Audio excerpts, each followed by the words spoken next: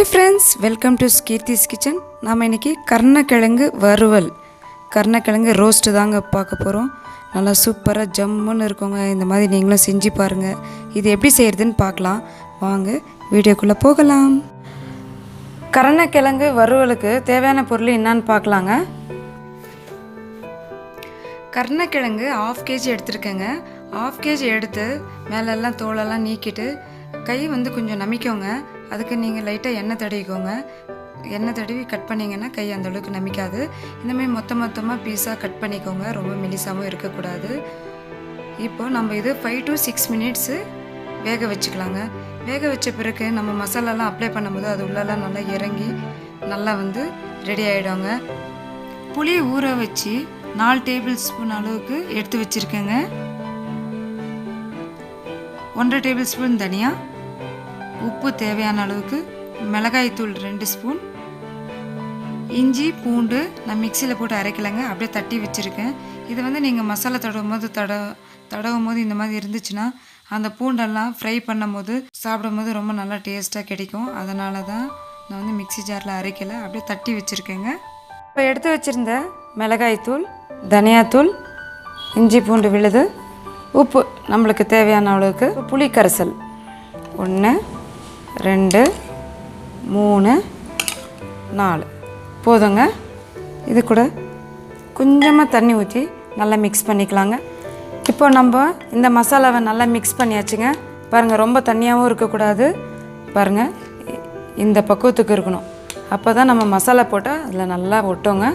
இப்போது கருணக்கிழங்கு இப்படி இருக்கு இல்லைங்களா, பாருங்கள், இது இப்படி நல்லா கையில் எடுத்து நல்லா இப்படி அப்ளை பண்ணி விடுங்க.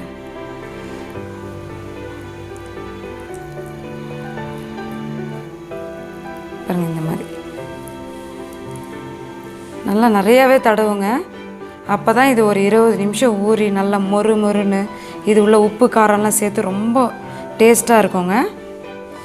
இந்த மாதிரி நம்ம எடுத்து வச்சுருந்த எல்லா கருணக்கிழங்குக்கும் இந்த மாதிரி தடவிக்கோங்க. இப்போ நம்ம கருணக்கிழங்கு எல்லாமே மசாலா போட்டு முடிச்சாச்சுங்க. பாருங்கள், இந்த மாதிரி நீங்கள் நிறைய மசாலா போடணுங்க. கம்மியாக போட்டிங்கன்னா ஒன்றும் பாதியமாக நல்லா இருக்காதுங்க. இந்த மாதிரி நீங்கள் போடும் போது தான் அது நல்லா ஊறி மீன் வறுவல் மாதிரி இருக்குங்க. சூப்பராக இருக்கும்.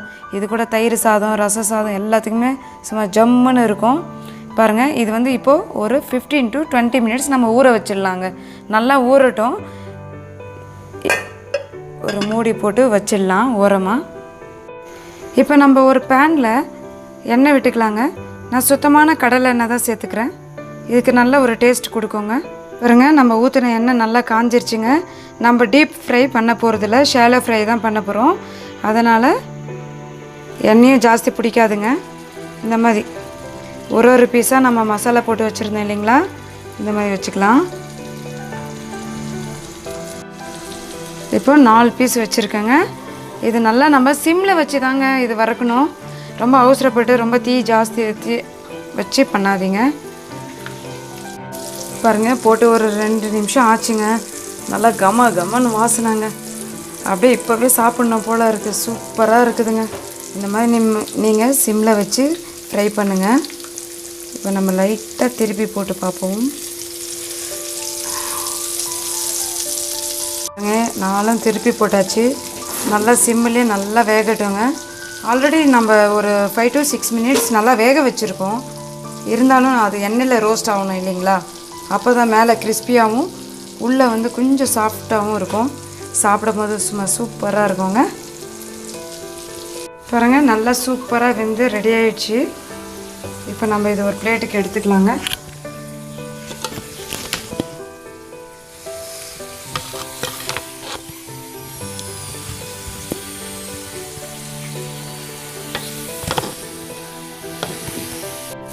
இப்போது இன்னும் இருக்கிற மிச்சம் கருணக்கிழங்கும் நம்ம ஃப்ரை பண்ணிக்கலாங்க.